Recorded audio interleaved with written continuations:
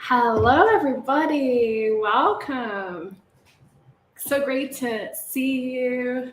Good morning, or good afternoon, or good evening, depending on where you are.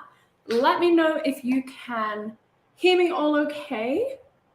I will just give you a moment. So I am live on LinkedIn, and for some of you, you're watching on YouTube. So hello, welcome. It's so good to see you here. I'm Gemma, and I'm a linguist, English teacher, and communication coach with over 14 years of experience helping professionals to achieve communication clarity and confidence. Now, I usually go live on LinkedIn every single Tuesday, but today is not Tuesday, it is Thursday, but we have changed the date, and it's so good to have so many of you join today, whether you're watching live with me, hello, or watching the replay. Hi, great to have you here, Melissa. Hi. So good to have you and for you to join us. Let me know where you are listening in from or watching from. Where are you right now? Let me know. So I am from England originally, but I am actually living in Mexico. So it is 12 p.m. right now in Mexico, where I am listening into. And actually, I was supposed to go live, like I said, every Tuesday, but today is Thursday, and that's because we had some storms and the whole city, almost the whole city, was out of power. So yeah, I had to delay it till Thursday, and it's a little bit later than usual. But if you just joined, hello, let me know that you are here by saying hi. Now, today I'm going to be talking about what might be stopping you from reaching your career goals.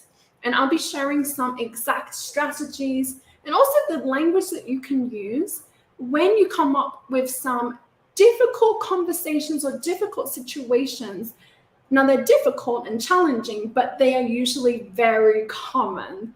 So we will talk about these situations, especially those that are very common for design professionals, the conversations and the interactions that you will come up with every day. And these challenges are exemplified, especially when English is not your first language. So we'll be looking at that. And we'll talk about the exact skills that you need to develop. And also, what is that missing ingredient to be able to carry out all of your tasks comfortably and confidently in English. Now, for some of you, you may be thinking, well, I need to have a higher level of English fluency. And that's what's missing. I need to practice more and speak more in English. And I'm going to share that maybe it's not exactly that. I'm going to be sharing what is that missing ingredient to really reach your career goals. And the last few weeks, as I said, I've gone live every single week. I've been sharing different topics. Now, for some of you, you've been here every single week. It's really great to see you back here. And we've been covering topics like vocabulary, of how to, I always get people ask, like, how do I build my vocabulary? Or they will say, I think I need to learn more vocabulary. I need to maybe learn more technical language. Let me know if that's you. If you think, yeah, I really need to have more vocabulary. I feel like my English vocabulary is quite basic. Now, in the previous lesson, I shared that actually, you don't need to learn more vocabulary, but really you want to focus on taking the vocabulary that you understand, which is our passive vocabulary, and really translating that in building your active vocabulary. So that is the language that you can actually use in your day-to-day conversations and in professional situations. Now, for all of us here, we have a much higher understanding of what is being said than what we can say ourselves. And that's definitely true for myself in Spanish. I can understand a lot of conversation, but when it comes to me using that vocabulary, I start to think, oh, no, am I putting this in the right order? Is that the right pronunciation? And what's missing for me and for many language learners is not knowing the vocabulary, but it's how to use that vocabulary. Now, we've also looked at how you can really handle feelings of setbacks and failures that come up. And for me, that was I shared about my own experience of learning Spanish and how I had reached a high level and then I had a few setbacks, which really knocked my confidence. And I've had quite a few people reach out to say, yeah, a similar situation has happened to me. So we're going to look a little bit more about the situations, but rather than looking, at the past setbacks, today we're really going to be looking forward and discussing what you can do today to reach your goals. Whether you have, goals to improve in your career, to reach a more senior position, to get a better position or more international opportunities, whether you want to do that now or yesterday, or you'd like to do that in the next coming months. So I have a few of you join us. So Melissa has said that she is in Austin, Texas. Very nice. And we have Laura, who is in Argentina. I like the emoji. I guess that's mate. I usually have some tea or coffee with me, but today I have just water. So, okay. And we also have Michael from Poland. Welcome. Very nice. And we have Khalil. Let us know where you are listening in from. We also have Mariana. So good to have you join us and listen in. So nice to see you here. We also have Timo from Finland. Welcome. We have Abdullamir. Is that right? Abdullamir, who is in Iran. Very nice. And we have Mir Golson, who is in Haiti. Welcome. Okay. And Yvette in Peru. Very nice. So we have a very international community, as you can see. And Bruna, hi, welcome. Bruna is in Brazil. Wow, very international. So good to have you join for today's session. So I want to firstly welcome and introduce myself. As you know, my name is Gemma, and typically I help design and tech professionals to really transform their English speaking and communication skills. So not to just be able to survive at work in English projects, but really feel comfortable and confident to then thrive in your career as a tech professional. So if you are a designer and you're facing challenges with maybe English speaking fluency or communication at the workplace, and you're really eager to take your career to the next level, then you're definitely in the right place. As today I'm going to be sharing a few specific situations and how you can, the language that you need to develop. And also looking at if your goal is to secure perhaps a new job, maybe a remote job, and you want to have that freedom to live and to work as you choose. For many of you, I know you would like to earn in US dollars. That's a big goal for many of you. But to do that, there's something that's getting in the way. And that is to develop your English speaking and really have a higher level of fluency. So I know this to be true. I know that this is a big goal for many of the people that I work with. And I would say all of the people I work with, they have this goal to improve in their career. And they know to do that, they need to either, one, build their English level and their fluency, or they already have, they've been learning English most of their life, but they know that to carry out their job and to feel comfortable to do that, they need to develop their confidence and the skills to be able to do that. They might have a great level of English, whether you've been to an academy or you've been speaking English most of your life, but it's really, how can I feel confident as a professional?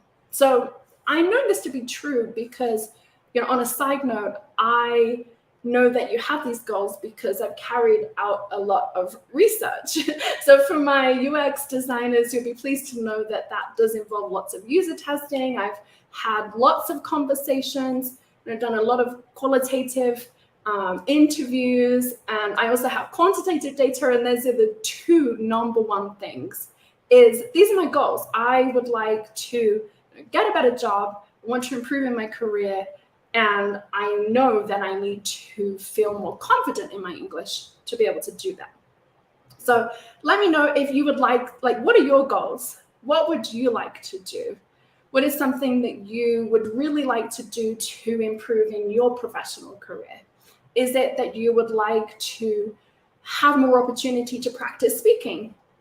Would you like to develop your confidence in speaking? Maybe you would like to, you've worked in one project before, and it was an international project. You're working for maybe a foreign team, whether that was based in the UK or the US or somewhere completely different. And you really enjoyed that experience, and you would like to have more experiences like that. Or perhaps you are already using English all the time in your job, and you would like to maybe take on more of a leadership role. So let me know, what are your goals? What would you really like to achieve in the next few months? What are you kind of like aiming towards? Let me know what it is for you. Now, these two goals really do go hand in hand, because to be able to reach the goal of number one, and that goal is to get a senior position, a better job, more opportunities, you know that you need to work on number two, and that is developing your communication skills, your confidence in English. And to do that, so to get number one of improving your job, you need to do number two. Now, you really recognize that that's important. So it might be that right now you're having English lessons.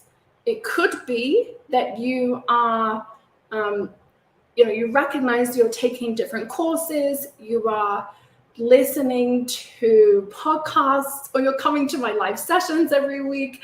I know a few of you have been here every single week.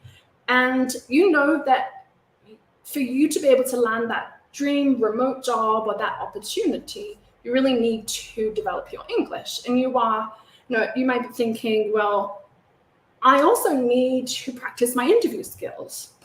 I know that I need to prepare, and if I do get this opportunity, I want to pass that first stage of the interview. So it might be that you're also taking, you're practicing, you're applying for jobs, whether you are really serious about leaving your current position, but you might be practicing and just testing the waters to see how it is for you. And you might think, well, to reach my goal, I really need to practice the interview preparation, and I also need English language practice sessions. I really need to practice. You might not have many opportunities to speak. You might be trying to, you might be working with an English teacher to improve. But I'm going to share that while both of these things are very important to develop, it's not enough. And these are just the tip of the iceberg. Yes, it is important to, prepare for the interview. And I've shared lots of tips and strategies of how to answer interview questions and to give you the best chance of success for the interview. But it's not just about the interview skills. So you might also be aware that, okay, I need to practice my English, because if I get this opportunity to work in a foreign company, I'm going to need to have the level to be able to speak and to communicate. Now, for some projects, it might be that your manager is bilingual, or it could be that you're working with a client where you only really need to write. You don't need to speak. So it could be that.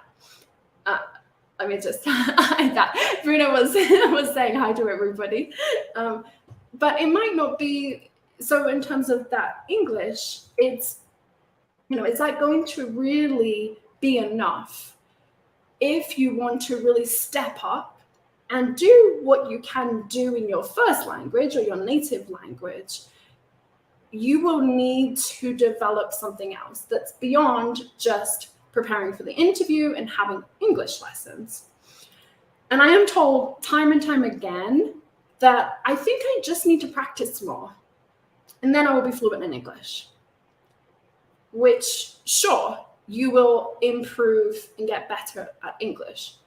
But my question is, if that's the case, if it was just about practice, then why do you reach a point, and if you're not there already, you will reach a point where your English classes are not enough? And I've seen this whether you take traditional English classes, and it's not just about practicing.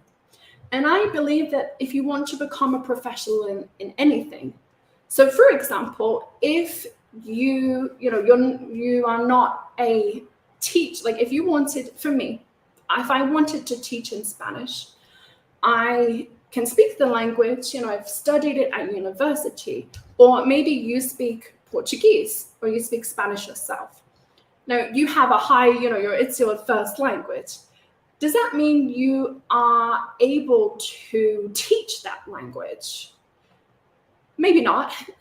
and for, it's not that easy to be able to teach something and to really be a professional.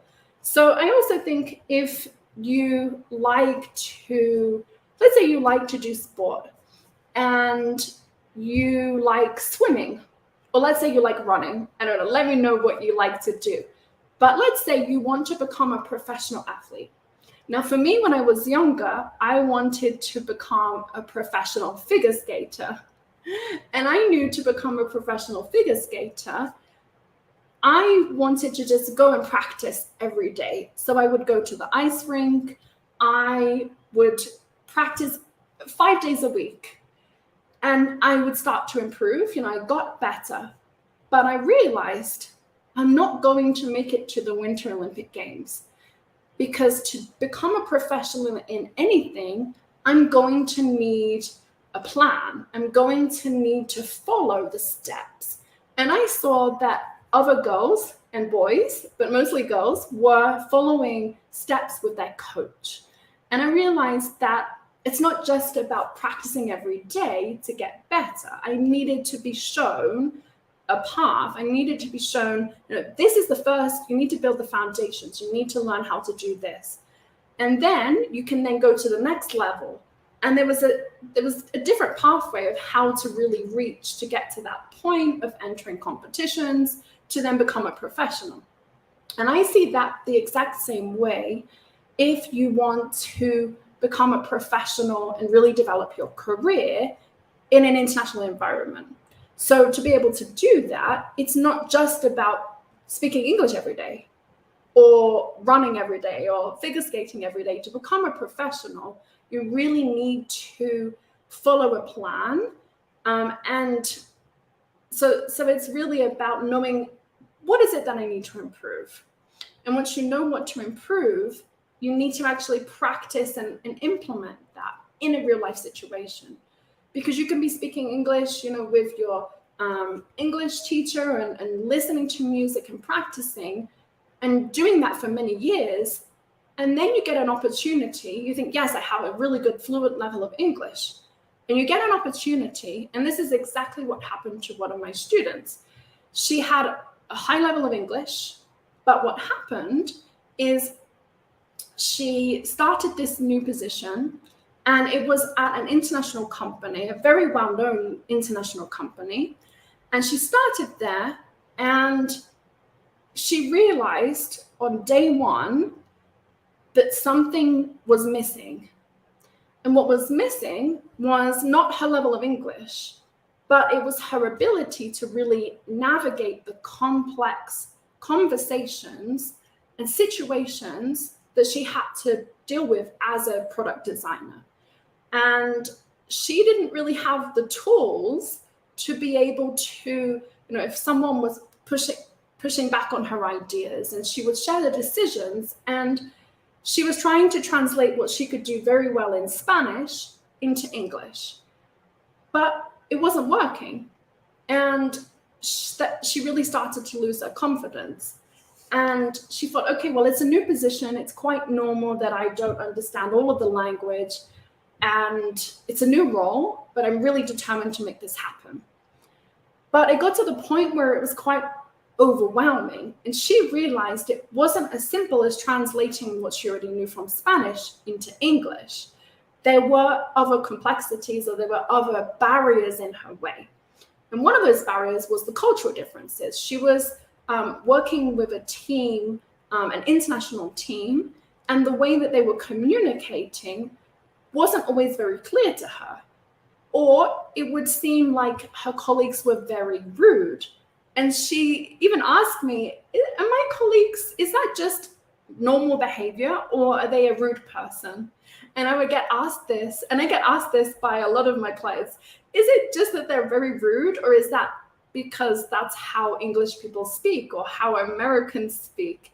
And she got to the point where she was having a lot of challenges, and she ended up having more challenges than what she anticipated, that it wasn't just English, it was coming up against these different cultural differences. And she was getting a lot of pushback. She was trying to negotiate and, really share her decisions, and anything she would say would be dismissed. She was in a senior position, and she said, it feels like I have gone back to being a junior. So that's really what happened with my student. And unfortunately, she had to find another role because it just became too demanding. And that setback really knocked her confidence.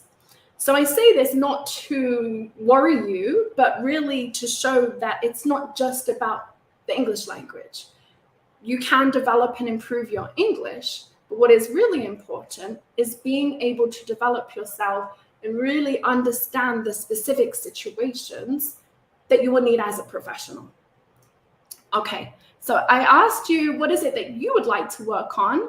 And we have Megolson said, developing fluency in any language is a great challenge if one is not in the language immersion. Yeah, that's it.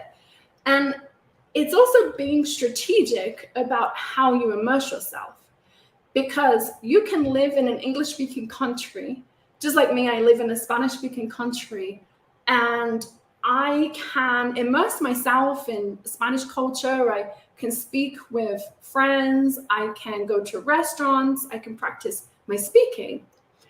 But if I'm not immersing myself in a professional situation, then I'm not going to have the language to do that. So it's also being careful of, you can immerse yourself, but like I said, it's not always enough. Okay. Hello, great to have you here. And Melissa said, I would like to improve my speaking and writing skills. Okay. Bruna said, I need to improve my English to speak more confidently. Yes, confidence is a big part of this. Okay. Michael said, I am a design manager and I plan to move to international leadership roles. I realize I need to develop better small chat and correctness and get rid of a bad accent. Okay, perfect. And yeah, accent is quite challenging. Yeah, and I think this is also not just your own accent. You can develop your pronunciation, also your intonation. And your intonation is how you stress on different parts of the language. Intonation is like the music of the language. And it's not always just your pronunciation, but also how you intonate in your language. So it is a challenge not just for you as the English speaker, but when you're in an international company and you're working with teams that speak, some are native English speakers, and there are many different accents and varieties of English. We have, Singlish in Singapore is a particular variety. There's in Indonesia, there's a particular variety of English, the same as India. The same as within the UK, in Scotland, in Ireland, and there's a lot of varieties of accents. And it can be quite challenging to really understand. And that's normal, even for you, if you're a Spanish speaker or a Portuguese speaker or a French speaker, and even an Arabic speaker, there are different accents within all languages, and you might struggle to understand even a native person in your own language. But what is the challenge if you don't really have that confidence is how can you navigate a situation where maybe your colleague is speaking too quickly and you might be too shy to say, sorry, I don't understand. Can you repeat that? So it can be also the challenge of understanding others and their accents. I want to speak as Anya. Oh yeah, I want to speak like Anya Taylor-Joy, yes. And I know that she speaks perfect Spanish and perfect English. So that's a good role model to have. Marlon said Colombia is here. Welcome. Okay, I'm from Haiti. Okay. 2 quick questions, please. Why is it sometimes I feel fluent and other times I don't? I will answer that question a little bit later. It's an excellent question. You said, why is it that I feel much more fluent finding the ideas and words in writing than I could be in speaking? Okay, well, we can talk a little bit about this because what we understand, and it's also about the timing, the pressure of time, because when you're speaking, there's a few different activities that happen. And what I mean is we have to, when you're speaking a different language, you will have to come up with the words. And this happens even for your native language, but it becomes so common, it becomes so natural, just like when you first start to learn to drive a car. And when you first start to learn any task like driving a car, you have to consciously think, okay, I need to, this is what I need to do. These are the steps. And in speaking, when you're speaking English, you have to go through that process of what is it I'm going to say? What is the language order? How is the pronunciation of this? And this is done very quickly and to the point where, as a native speaker, if you're a fluent speaker, you'll get to the point where it's subconscious. You're not thinking about how to speak. But when you are starting to learn a language, or it's not a language you really get the opportunity to speak a lot, or have a lot of practice, there's that time delay. So it's not just about how the words, but also how are they pronounced? How will my listener understand me and interpret that message? And you have to think a lot of details, which is why speaking tends to be a lot more challenging. Writing, you have that opportunity to, you can use lots of writing tools as well. And even if you don't, you have that option to go back and delete and reread. Now in speaking, I can't go back and delete. Well, not really.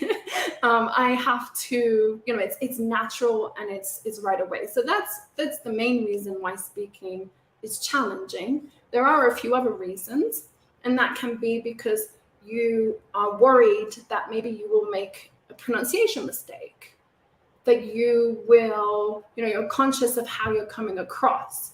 And in writing, you can just hit the send and it's, you don't have to think as much. So that can be, the main reason why, it's easier to find the ideas and they can flow to you. Another thing is practice. It's more than likely that you have more, the way that you've learned English and the way that you've studied from a child, even if you studied from a very young age, it's more likely that you have learned written communication. You've, in school, you were probably had more opportunity to write and do lots of exercises and to practice your writing than you did your speaking. And the more you practice, the more you will develop. and get better. And if you don't have as many opportunities to practice speaking, then that can be another reason. But it's a really good question. And I will answer the other question a little bit later, because I just want to share a different situation. And I'd like to know if you've ever been in this situation. And it's a common situation that I see come up, especially for designers when they're applying for a new job, or they want to apply for a new job. And what happens is hiring managers and different companies will tell you, you need to have a fluent level of English to apply for this job. Or you might make that first application, and then they will say, okay, what is your level of English? And you need to have perhaps a B2 level of English, which is an upper intermediate. Or they might say you need to have a fluent level of English, which is a little bit, well, what is fluent? What is a fluent level? And of course, they know that for you to be able to carry out your job, you need to be able to communicate with your team. So they're not wrong. It's very important to be able to articulate yourself and not have to rely on Google Translate or AI tools like ChatGPT to get by in your job. But if you are offered an opportunity and you don't know if you have a good level of English, and I had this conversation just yesterday about this, and it's so common, and it's, well, what do I do? I don't know if my English is good enough. I think I have an advanced level. And that same thing has happened to me, because before I ever studied abroad, I lived in Spain. I was studying at the university, and I was studying Spanish, and I reached that B2 level. I was given a certificate to say, congratulations, you've reached the B2 level in Spanish, which is an upper intermediate level. And that was my written ability. I was able to write essays and have conversations in the classroom. And to apply for study abroad, to study Spanish at the university, I needed to have this certificate. But when I actually arrived in Spain, that certificate really didn't mean a lot because I realized I don't really understand the situations that I was in, the accents, and a lot of the challenges that came of having to use the language. And it's the same in a job. It's okay, I have, my English teacher tells me that I have a B2 level. I'm an advanced level, or maybe you went to an academy and you completed all the levels at the academy and you graduated and you have, an advanced level of English. But you are then asked to go into the situation for this new opportunity, and you don't know what to say. Do you have an advanced level? You have a few options. You can say, yeah, I do. I have an advanced level of English. And maybe you feel a little bit uncomfortable, but you say, yes, I do. I have an advanced level. I'm going to just fake it till I make it. Even if I make mistakes, I hope that my English is good enough. And I will do everything that I can to take this opportunity, which is exactly, the story I was telling you earlier. And she didn't even have to fake it till she made it. She just said, yes, I have this level of English. And she started this new position. Or you might tell them the truth that you're not at a fluent level. And I always like to be honest. But what happens is sometimes when you're too honest, you will lose the opportunity. That same thing happened to me. I had an opportunity to teach on a course. It was a business course, and I was going to teach on this course in Spanish. And I told them the truth because I'm a very honest person. I said, my English, I have a fluent level of Spanish, but I have never taught in this situation before. And they said, okay, we're going to find somebody else. And that might happen to you. You might be honest and say, I don't have this level. Or there are a few other options that you might happen. But if you ever had that situation, I've actually had another situation where they weren't asked about their level, but someone was given, they're actually a Brazilian designer, and they were given the opportunity to relocate within their company. And they were going to relocate to an office in New York where they would have to speak English, and they would, they were the process of getting the visa to go to the US. And this designer went through multiple interviews. They got to the point where, yes, we're going to offer you the position. You will just need to have the final interview and just to make sure that everything is okay with your visa, but you have the position. So he went through these interviews, they organized his visa, everything was set. He handed in his notice to say, I'm finished. Thank you for this job. I'm now moving to the next company. And he still had to have this call with the team in New York.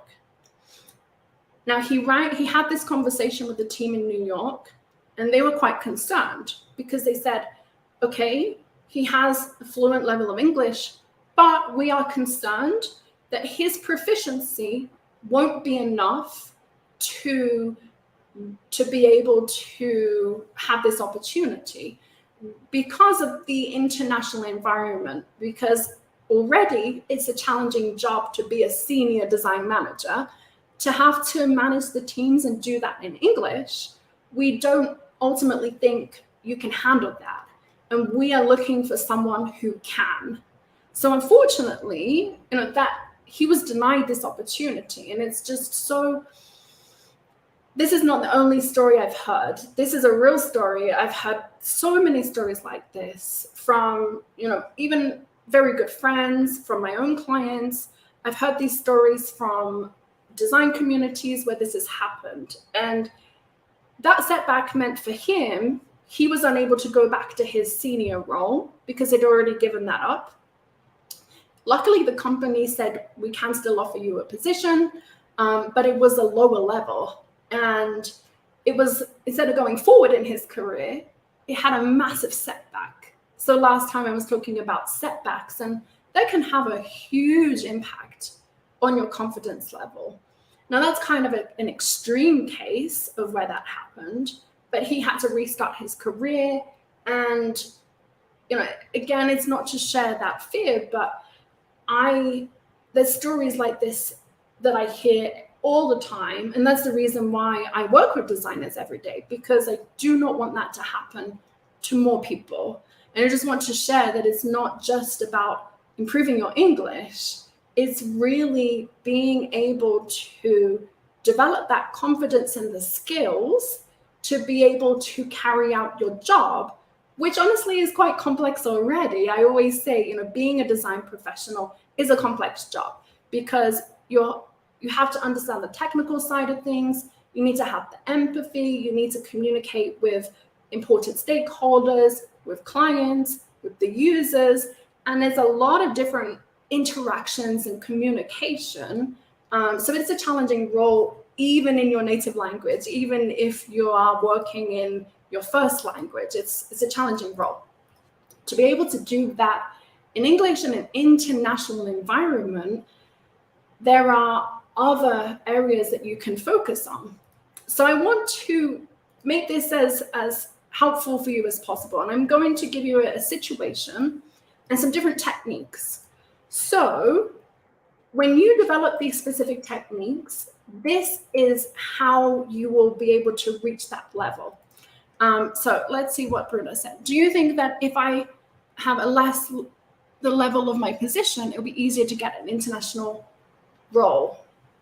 Potentially, because if you are in a senior role, you are more likely that you are leading a team, or depending on your responsibility. So if you were to then go to more of a junior role in an international company, then I imagine it would be potentially easier. But that's a decision that you would have to make, because if you wanted to kind of I've seen that happen, and some people are happy to do that, but it might feel like it's a setback in your career. Now, there are some advantages I know from speaking to design managers and hiring managers, that it can look real. It depends on where you want to go. Sometimes if we have to kind of take a sidestep before moving forward. And I say that because I had a conversation, like I said, with these design managers, and they said it looks if you were going, I know Bruno is from Brazil, so if your goal is to get an even better position at a company in Brazil, perhaps, and maybe an international company that's based in Brazil, it will look very good on your resume even if you had a more junior position. But for example, if you had a junior position at a company, an international company, or like for my example, it didn't have, even though she left that position, my student from Mexico, she had the international opportunity.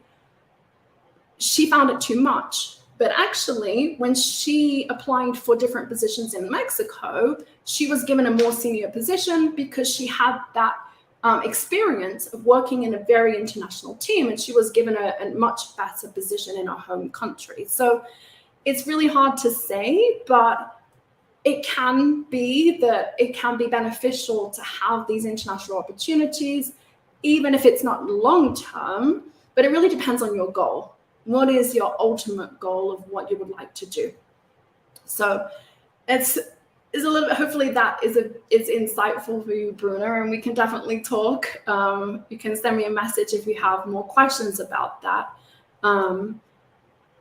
It could be beneficial for your career to do that, depending on what you would like to do and which stage you are in your career. It might feel for some of you that's kind of like stepping backwards and you don't want to do that. So it depends on where you are, I would say. So let's have a look at a situation. And let's say that you have to present a design decision to stakeholders, but you're met with quick objections and they might say, no, we can't implement that. Now, in that situation, it's challenging even in your native language. But in your native language, you will probably be able to read the cues and read the room. And you can judge to see, do I need to stand firm? Do I need to show evidence to support what I'm saying? Do I need to provide a design rationale for this? In your first language, you feel mostly confident in doing that, or very confident in doing that. And you know the best approach. Do I open the conversation? Maybe that I ask somebody else on the team to provide their input or to back up what I'm saying. But in situations like this in English, you might feel, there's a higher pressure to do this. And you might feel unsure of, do I keep pushing? Do I don't want to stumble, or maybe I do push and I do share my rationale and I start to stumble and struggle and make mistakes, and you might start to lose your confidence and then you start to doubt yourself. So I want to share some techniques if that situation ever happens to you, some techniques of what you can do and what you can say. So the first thing is a technique that is called acknowledge and respond. So if you are sharing the design idea, you're proposing an idea, and the first thing you want to do, and if you get pushback, if they immediately say, no, we can't do that, no, I don't think that's a good idea, then you really want to acknowledge that person in what they're saying. And you want to really, if there's any tension, you want to defuse that. And to do that, it doesn't mean that you agree with their behavior. Sometimes clients and stakeholders might come across as very rude, and you don't want to agree with their behavior. But you want to show that you're open, mature, and open to their perspective. And you then want to be able to respond calmly and in a way that shows your thoughts and your feelings and addresses the issue, but also you're doing that in an assertive way to show your authority, to show your professional understanding and your ability as a design professional. So this is a challenging situation, but if that ever happens to you, you can follow this strategy of 1, acknowledging the emotion. And to do that, you might say, I sense that you might have some reservations about this concept, or I sense that you might have some reservations about this design idea. I really value your input. Let's discuss those concerns so we can ensure that this aligns with everyone's vision. And in this case, what you're saying is you're calling them out. You're saying, okay, I sense that there are some reservations. I value your input. Let's have a conversation about it. So that is one technique that you can use in that situation if you're ever given some pushback. And it's important to really, diffuse that tension and really escalating the conversation, because you might start to back down, or you might not feel as confident doing that in English. So it's really being able to, navigate these kind of conversations, which is just one technique that I teach and something that I would encourage you to practice. And really, it's being able to immerse yourself and practice and experience real life application of what you will be doing in your job. What do you do every single day in your job in your first language? Now, it's really developing those skills and handling those conversations in English and in an international environment. So let me know if you have any questions about this. And I really wanted to share, if that is a struggle for you, if that situation that I just shared, if that is common for you and you don't know how to best approach that, and you don't want to struggle, or you perhaps know that if you had an opportunity today to start in an international environment, that is going to be a challenge for you. Maybe you have the English level, but you don't feel as confident or maybe comfortable in asserting yourself in English. Let me reassure you, you're not alone if that is the case. And these are definitely the techniques and strategies that you can develop.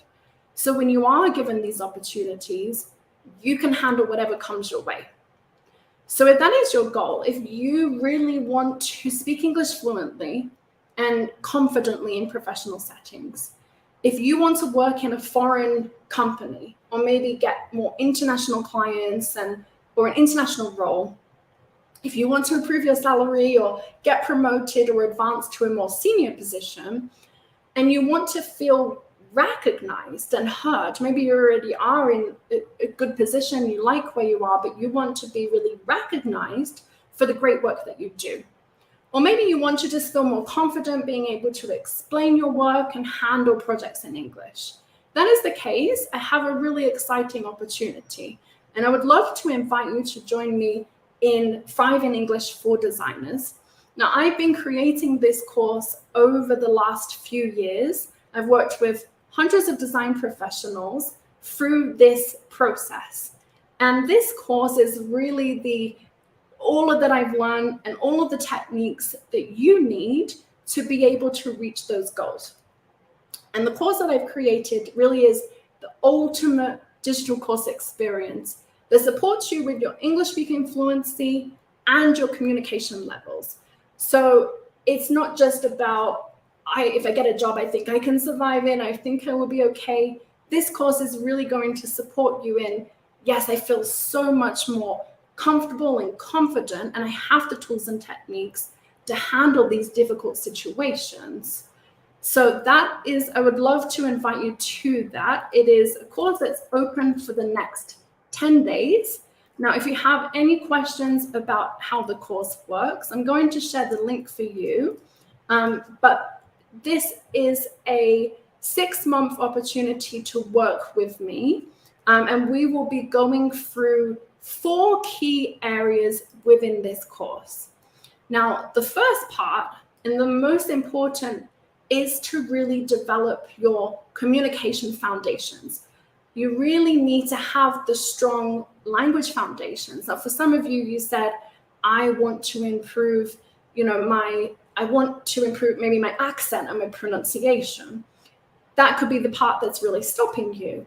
So you might have a high level of fluency, but there's maybe 1 or 2 aspects, and you really need to develop those strong foundations.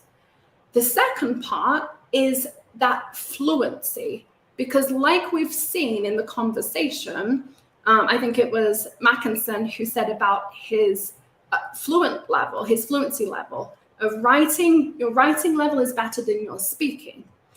Now, that is a very common challenge for those who want to develop their language skills, and that is being able to develop their speaking fluency. And what we will take a look at is really giving you that confidence to express yourself. And the course covers how to engage in meaningful interactions and how to develop your fluency and reach a higher level. And there's particular techniques that I teach you to do that in this course.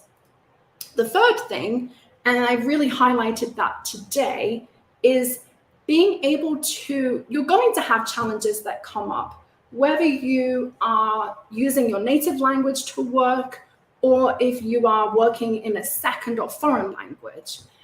And it's being able to navigate those challenges. So in this third module, we will really look at those specific challenges that you face every day as a design professional and exactly how you can handle them. So we will tackle things like difficult client conversations, how you can resolve any conflicts during the design process, how you can handle pushback effectively. And I gave you just one very small technique that I hope will help you and support you, and you can take that away with you. But there are many different tools and strategies so you can really, excel in your role and contribute to your team's success. And it's being able to develop and immerse yourself in those particular challenges that you face every single day. Now, finally, in Module 4, I will be sharing exactly how you can unlock your professional potential. So what that means is you will be at the position where you can say yes to these opportunities. You can present yourself. If you have an interview, you can confidently, talk about your portfolio. You can present yourself.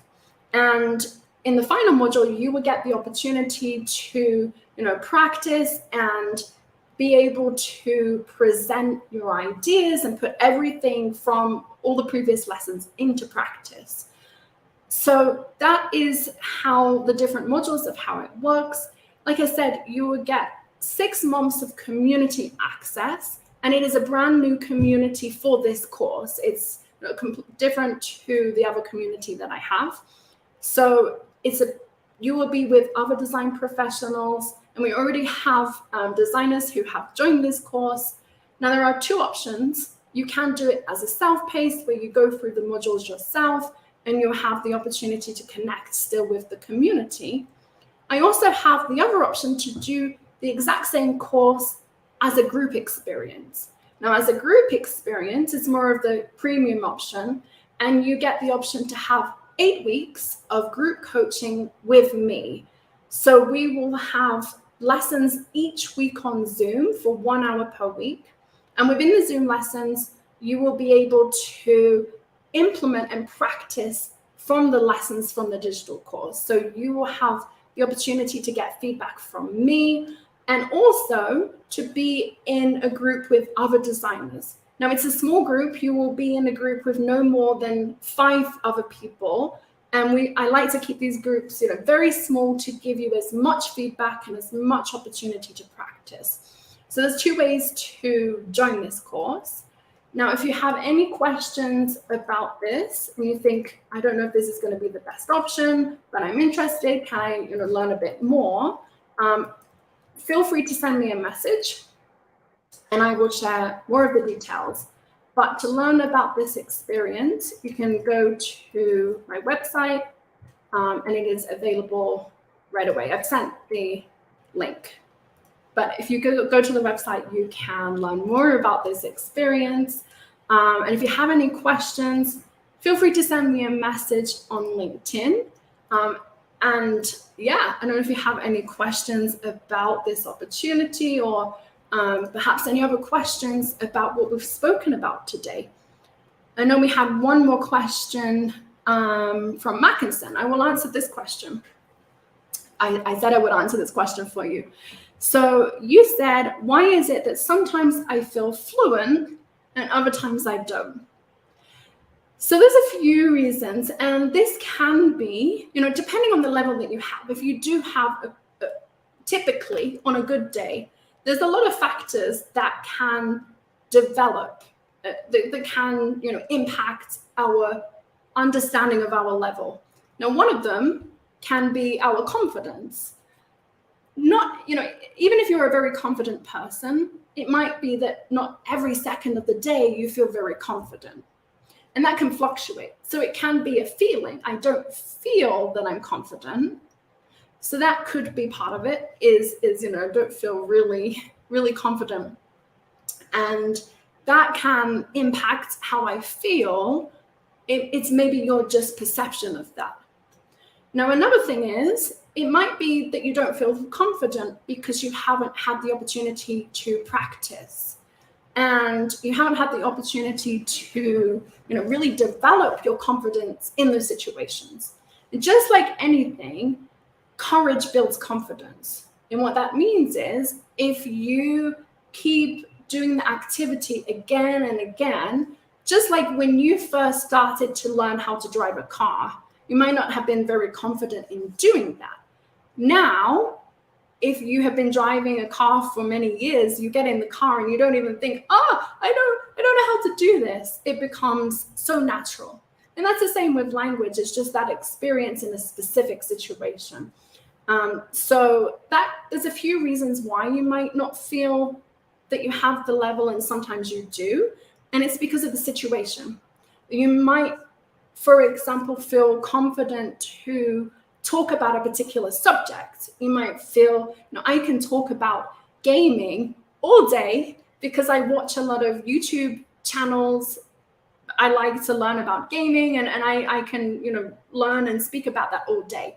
But if I had to speak about a different topic that I'm not familiar with, let's say photography, then that I don't feel fluent in that because I don't have the language, or I haven't developed the practice in doing that. Or the other option might be that the other example might be that you have to present yourself, and you might not feel confident because you haven't developed the skills. So that could be a few of the reasons. I hope that helps, Mackinson. Okay, yes, I think I can share the link, Melissa. So the link I shared, I believe, went to YouTube and not to LinkedIn, and I think you're on. Let me just share it with you so it's in the right place. Thank you. I will share that with you. Just give me 1 second and I will share it in the community. But let me know if you have any questions. I think we have a few. I know there's a little bit of a delay, but I will be sharing more. Let me see.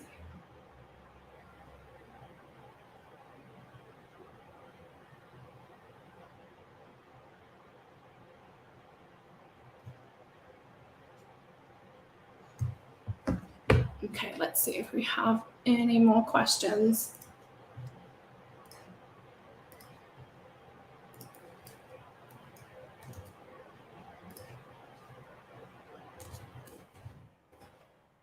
Okay, it should be, there's a bit of a delay, hopefully. No, you can.